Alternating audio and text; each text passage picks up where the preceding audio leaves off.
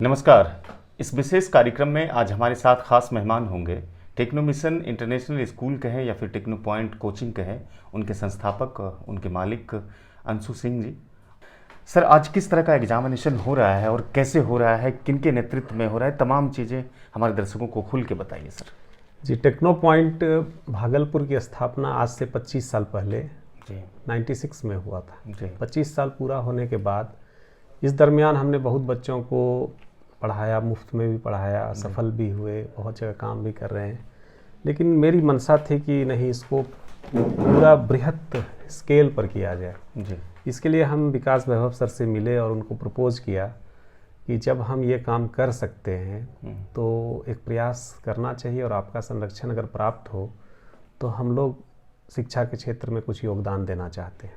इससे वो भी प्रभावित हुए और उन्होंने कहा कि ठीक है, आप लोग करिए। तो मैंने ही इस मुहिम को छेड़ा, और बाद में पटना से भी हमारे एक मित्र, एक इंस्टीट्यूट वहाँ से भी शामिल हुए हैं। और आगे आने वाले दिनों में हमारी योजना है कि हर ज़िले के कोई ना कोई इंस्टीट्यूट इस तरह से आगे आएँ, ताकि ऐसे बच्चों को जो आर्थिक रूप से कमज़ोर हैं उनको मदद किया जाए और उनको आगे बढ़ाया जाए। और इसकी प्रेरणा मुझे मिली पटवा टोली गया से। गया में एक गांव है पटवा टोली, जहां पिछले 6 वर्षों में उस एक गांव से 200 आईआईटी क्वालिफाई कर चुके हैं करीब करीब। और ये न्यूज़ जब हमने पहली बार देखा और जब तो मुझे बहुत प्रेरणा मिली। ऐसे तो और भी लोग प्रेरित किए हैं जी। तो मैं चाहता हूं कि इसको हम लोग पूरे बिहार को आगे बढ़ाएं। और इसके तहत पहले मैं भागलपुर जिला को अपना, चूँकि गृह जिला है, यहाँ से शुरुआत करना है। और उस जिला में भी बल्कि एक ब्लॉक से शुरू करें, एक सैंपल वहाँ पर। तो इसलिए मेरा घर चूँकि सनहौला ब्लॉक में है भागलपुर ज़िले के, तो उस ब्लॉक से ही मैं इस काम को शुरू करूँगा। लेकिन उसके पहले एक सेंटर हम भागलपुर में इस वर्ष ही शुरू कर दिए हैं, जहाँ पर 40 बच्चों को फ्री में रहने की व्यवस्था है, खाने की व्यवस्था है और अन्य सुविधाएं हैं। और हमारे टीचर्स वहाँ पर जाएंगे और उनके साथ रह के उनको 24 घंटा गाइड करके 40 में से 40 क्वालिफाई करें, इसके लिए पूरा मेहनत करेंगे। तो आज के जो एग्जामिनेशन में बच्चे कितने बिहार से हाँ, मैं शामिल एक हुए चीज़ और जोड़ना चाहता हूँ। तो यहाँ जो 40 बच्चे को रहने और खाने की व्यवस्था की गई है, उसमें हमारा सहयोग दिया है भागलपुर वेलफेयर एसोसिएशन ने, जिसके प्रमुख हमारे गिरधारी केजरीवाल जी हैं और सुनील जैन जी हैं और भी पदाधिकारी हैं। उन लोगों की भी दृष्टि रही इस पर और वो भी हमसे प्रभावित हुए और उन लोगों का भी सहयोग रहा और वो पूरा रंग रोहन करके, सज धज करके हमारा वो आवाज़ तैयार हो गया है। यानी कि ये कह सकते हैं कि टेक्नो पॉइंट की तरफ से जो कोचिंग और जो ट्यूशन होगा वो बच्चों को दिया जाएगा। पढ़ाई की व्यवस्था टेक्नो मिशन करेगी और जो रहने और खाने की व्यवस्था होगी वो यहाँ की जो भागलपुर वेलफेयर सोसाइटी अभी वो करेंगे। अगर मान लीजिए कोई कारणवश वो नहीं कर पाएंगे, फिर मैं ही करूँगा। मेरे ही टीम में वो लोग आ गए हैं। हाँ, ऐसा नहीं है कि वो अलग हैं, हम अलग हैं। तो ये जो एग्जामिनेशन हो रहा है सर, उस एग्जामिनेशन का बेसिस क्या है और किस फैकल्टीज के लिए हो रहा है? हाँ, अभी क्या है कि पूरे बिहार में आज एग्ज़ाम हो रहा है। बिहार के हर जिले में एक एक केंद्र बनाया गया है, ताकि हर जिले के बच्चे इससे वंचित ना हो और उनको कहीं दूसरे जगह जाने में परेशानी ना हो। 38 जिला है, हर जिला में सेंटर है। उसकी सूचना दे दी गई थी और हर जिले में बच्चे करीब 10,000 से ज़्यादा बच्चे रजिस्टर हुए हैं एग्ज़ाम के लिए। जी। भागलपुर में भी सेंटर है हमारे टेक्नो पॉइंट में। यहाँ पर 222 बच्चे ऑनलाइन रजिस्टर किए थे और कुछ ऑफलाइन भी किए हैं। हालांकि टर्नअप बहुत ज़्यादा नहीं हुआ है, 50% टर्नअप हुआ है। 125-30 बच्चे अभी एग्ज़ाम दे रहे हैं। तो उन जो भी टर्नअप हुए, मान लीजिए 5-6 हज़ार बच्चे एग्ज़ाम देंगे, उसमें से हम लोग 10% को पहले सिलेक्शन कर लेंगे, तो 500 बच्चे आ जाएंगे। उस 500 बच्चे में से 40 बच्चे मुझे लेना है, 40 बच्चे पटना को लेना है। तो फिर हम लोग उनका काउंसलिंग करेंगे, उनका जेन्युइनिटी को देखेंगे। हमारे लेट्स इंस्पायर बिहार के लोग उनके घर पे जाएंगे, उनको देखेंगे कि वो डिजर्व करते हैं या नहीं करते हैं। फिर बच्चों को हम लोग इंटरेक्ट करेंगे और उस आधार पर हम 40 बच्चे को चुन लेंगे। उसमें कोई जात पात नहीं है, समता के आधार पर होगा। ना हिंदू है, ना मुस्लिम है, ना कोई कैटेगरी वाइज, कोई कैटेगरी नहीं है, सबको समान अवसर मिलेगा। चूंकि लेट्स इंस्पायर बिहार का जो थीम है वो शिक्षा, समानता और उद्यमिता की बात करता जी, है। इसीलिए मैं कह रहा हूँ। जी, तो सर मैं एक और चीज़ आपसे जानना चाहूँगा। आप जो एग्जामिनेशन ले रहे हैं तो वो इंजीनियरिंग के लिए ले रहे हैं या मेडिकल के लिए ले रहे हैं? मेरा यहाँ इस बार आईआईटी के लिए 40 बच्चे हम चुनेंगे और पटना में 20 बच्चे आईआईटी के लिए और 20 बच्चे मेडिकल नीट के लिए सिलेक्शन होगा। लेकिन अगले साल से फिर हम नीट की भी सोचने वाले हैं। इस बार इसलिए मैं 40 को फोकस करना चाहता हूँ कि आईआईटी का तैयारी मैं खुद कराता हूँ, मैं खुद पढ़ाता हूँ, मैं मैथ्स पढ़ाता हूँ। मुझे लगता है कि मुझे इस पर ज़्यादा खुद से मेहनत करनी होगी। मेरी टीम तो रहेगी, तो एक बार 40 में 40 क्वालिफाई कर जाए और फिर तब हम अगले साल नीट को भी इंक्लूड कर लेंगे, फिर नीट में भी हम बच्चे लेंगे। एक बात। दूसरी बात कि जो बच्चे 40 इसमें नहीं आ पाएंगे उनको भी निराश होने की ज़रूरत नहीं है। उनके लिए भी हम कुछ सोच रहे हैं कि उनको भी कैसे लाभ दिया जाए, जो पढ़ने वाले बच्चे हैं। क्योंकि हमारी कैपेसिटी रखने की 40 से ज़्यादा अभी है नहीं, तो ज़्यादा बच्चा हम रख नहीं सकते। लेकिन हो सकता है कुछ और भी मेधावी छात्र होंगे जो वंचित रह सकते हैं, तो उनके लिए भी हम लोग एक योजना तैयार कर रहे हैं कि उनको कैसे लाभ दिया जाए। एक बात। दूसरी बात कि गांव में जैसा मैंने कहा कि एक ब्लॉक को पहले हम एक सैंपल ब्लॉक, एक आदर्श ब्लॉक के रूप में तैयार करेंगे। वहाँ पर जैसे अभी हम इसी साल एक हम सेंटर ऑफ एक्सेलेंस खोलने वाले हैं। सेंटर ऑफ एक्सेलेंस क्या होगा? जहाँ पर हम अभी एक लाइब्रेरी, एक कंप्यूटर सेंटर, एक लेक्चर हॉल, ऑडियो वीडियो और एक ऑफिसेस, इतना से हम शुरू कर देंगे उसको। अच्छा, ताकि हमको एक बैठने का जगह हो जाए। लाइब्रेरी में बच्चे पढ़ेंगे, कंप्यूटर आके सीखेंगे, कोई भी कंप्यूटर सीख सकते हैं, सबको ट्रेन कराना है। और जो हमारा वीडियो लेक्चर हॉल होगा वहाँ पर हम ट्रेनिंग देंगे, वो हमारा ऑनलाइन भी हो सकता है, ऑफलाइन भी हो सकता है।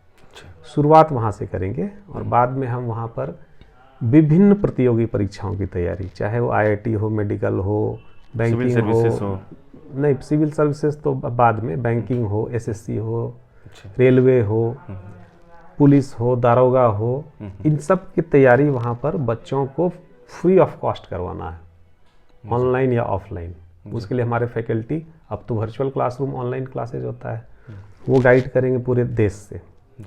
इसके बाद हमारा एक एचआर डिपार्टमेंट होगा जो ये देखेगा कि देश में कहाँ वैकेंसी है, किस किस डिपार्टमेंट में वैकेंसी है और हमारे गांव में कौन कौन बच्चा उस लायक है, उसको मैच कराएगा। उसके बाद उसका फॉर्म फिलअप कराएगा, उसको प्रिपरेशन कराएगा, उसको परीक्षा दिलाएगा और उसको फॉलोअप करेगा।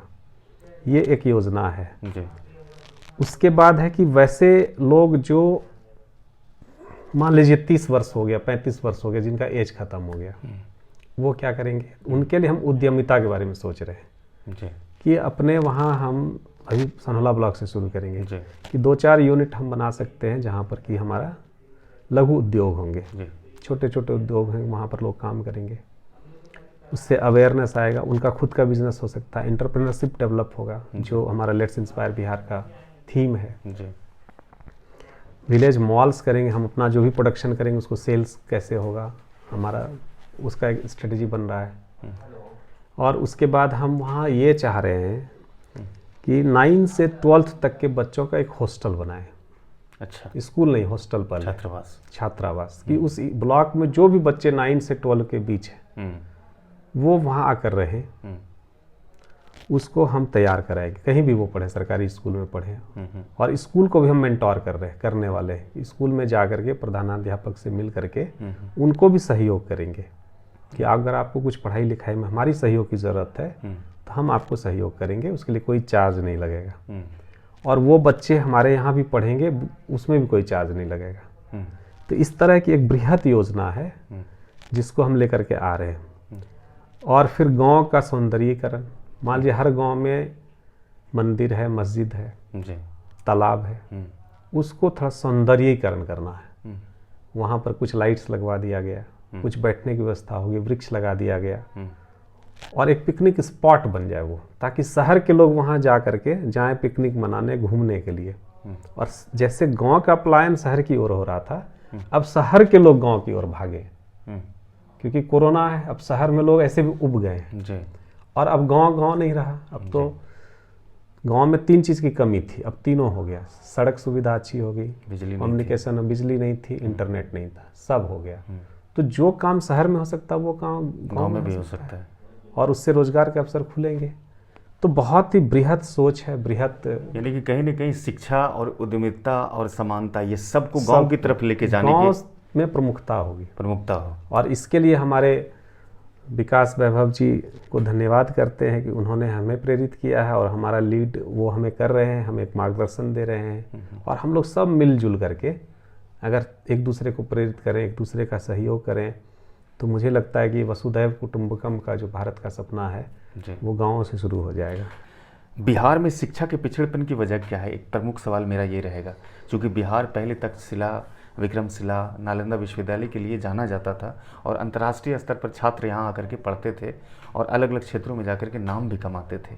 पिछड़ेपन की वजह क्या रही? पिछड़ेपन की कई वजह है। पहला तो वो ये वजह है कि यहाँ पर आर्थिक विकास जो होना चाहिए वो हुआ नहीं। लेकिन यहाँ के लोगों को ऑप्शन दो ही था, या तो वो शिक्षा दे, क्योंकि यहाँ उद्यम तो था नहीं जी। नहीं भी पैसा है लेकिन लोग पढ़ाने के पीछे लगे हुए हैं जी। तो पैसा नहीं भी है, पिछड़ापन है, फिर भी शिक्षा यहाँ प्रमुखता है बिहार में और यूपी में। लेकिन अभी और क्या कारण थे कि स्कूल्स नहीं थे। मुझे याद है आज से 25 साल पहले जब मैंने टेक्नो पॉइंट शुरू किया था, एक भी एफिलिएटेड स्कूल सीबीएसई का नहीं था भागलपुर में, और आईसीएसई का भी बस एक स्कूल था। जी। तो जब स्कूल ही नहीं था तो पिछड़ापन तो रहेगा ही। प्राइवेट स्कूल, जी। सरकारी स्कूल्स भी कम थे, जी। और स्कूल थे तो वहाँ भी इंफ्रास्ट्रक्चर की कमी थी। जी। टीचर, योग्य टीचर नहीं मिलते थे। जी। तो बहुत सारे कारण थे, इन सब कारणों से ये हुआ है। इसी के लिए तब हम लोग लगे हैं कि अब हमारे पास सारी सुविधाएं आ रही हैं, लोग जागरूक हो चुके हैं और पर कैपिटा इनकम भी बढ़ चुका है। जी। तो हमारे जैसे लोग अगर इसकी पहल करेंगे, जी। अगर विकास वैभव जैसे लोग इसको आगे बढ़ाएंगे, लोगों में जागरूकता आएगी, तो हमको लगता है कि विदिन 2-3 साल के अंदर एक क्रांति आ जाएगी। का तो एक ही मकसद होता है, जब अभी जानते नहीं है, अज्ञानता है तो लड़ाई हो जाता है। लेकिन जब जानने लगेंगे कि सब एक ही है, तो फिर समानता का भाव आ जाएगा।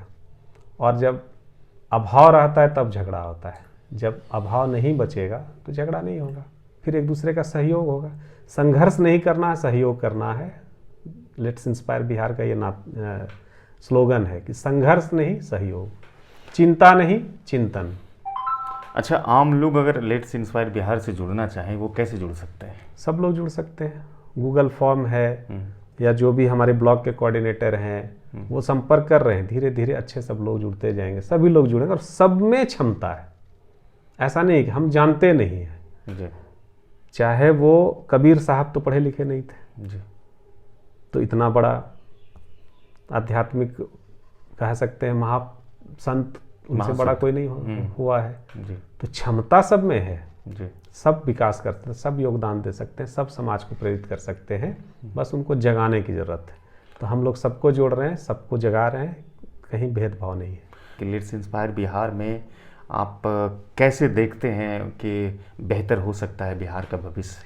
आप थोड़ा बताएं। लेट्स इंस्पायर बिहार सबसे निवेदन करता है कि आप भी आगे आए, आप में भी जो क्षमता है, आप कम से कम 1-2 लोगों को प्रेरित करें। एक बात। दूसरी बात कि किसी भी व्यक्ति में अगर 99 अवगुण है तो एक गुण जरूर होगा। जी बिल्कुल। हम उन एक गुण को देखें, हम 99 अवगुण को ना देखें। किसी भी व्यक्ति में क्या क्या गुण है जी, और उसका फायदा समाज को कैसे मिल सकता है। तो अगर उस पर गुणों पर हम फोकस करेंगे तो सब में कुछ ना कुछ गुण है और सब एक दूसरे को प्रेरित कर सकते हैं, सबका सहयोग मिल सकता है और इस तरह से समाज विकास होगा, सबके बच्चे आगे बढ़ेंगे और युवा वर्ग खास करके आगे बढ़ेंगे तो हमारा स्वस्थ समाज होगा। क्योंकि किसी भी समाज को लीड करता है युवा वर्ग। तो युवा वर्ग के बीच विकास वैभव सर हर रविवार हर जिले में जा रहे हैं और संपर्क साध रहे हैं और बहुत सी उत्साहित होकर के लोग जुड़ रहे हैं। मुझे लगता है कि सिर्फ बिहार ही नहीं, बिहार के जो लोग बाहर हैं जी, देश के अन्य प्रांतों में है, विदेश में है, वो लोग भी अब इंटरेस्ट लेने लगे हैं और वो सब मिल करके बहुत ही उत्साहित हैं, संकल्पित हो रहे हैं। बहुत ही जल्द बहुत ही अच्छा काम होने वाला है जी। शुक्रिया सर बातचीत करने के लिए, बहुत शुक्रिया। Thank you. तो ये अंशु सिंह थे जो टेक्नो पॉइंट और टेक्नो मिशन स्कूल के ऑनर हैं, चेयरपर्सन भी हैं। ये कह रहे थे कि लेट्स इंस्पायर बिहार एक मुहिम तो है और हम लगातार कोशिश कर रहे हैं और कई सकारात्मक पहलू हैं इसमें, ये न केवल बिहार के लोगों को इनसे जुड़ने की अपील करते हैं, बल्कि बिहार के जो लोग दूसरे प्रांत और विदेशों में हैं उनसे भी जुड़ने के लिए कहते हैं। और पिछले कई महीनों और सालों से जो विकास वैभव साहब जो आईपीएस अधिकारी हैं बिहार कैडर के, वो जो मेहनत कर रहे हैं वो दिखने लगा है धीरे धीरे। और इस बात की गवाही अंशु सिंह भी दे रहे हैं कि आज जिस तरह से यहाँ पर हम लोगों ने ऑर्गेनाइज तरीके से एग्जामिनेशन कंडक्ट किया है और बच्चों को चयनित करके उनके फ्यूचर के लिए हम लोग प्लान तैयार यहाँ से कर रहे हैं, ये अलग अलग क्षेत्रों में भी देखने के लिए मिलेगा। इन्होंने कहा कि सनहोला जैसे छोटे प्रखंडों में हम शुरुआत करने जा रहे हैं सेंटर ऑफ एक्सीलेशन नाम से, जहां हम स्कूलों को भी प्रमोट करेंगे, बच्चों को भी प्रमोट करेंगे, शिक्षा के साथ साथ छोटे छोटे उद्योग भी लगवाएंगे और समानता उसके बाद फिर आपको देखने के लिए मिलेगी। फिलहाल इस वीडियो को हम खत्म करते हैं। ऐसे वीडियो में मिलते रहेंगे हम आपके साथ। हमारे चैनल को सब्सक्राइब कीजिए। धन्यवाद।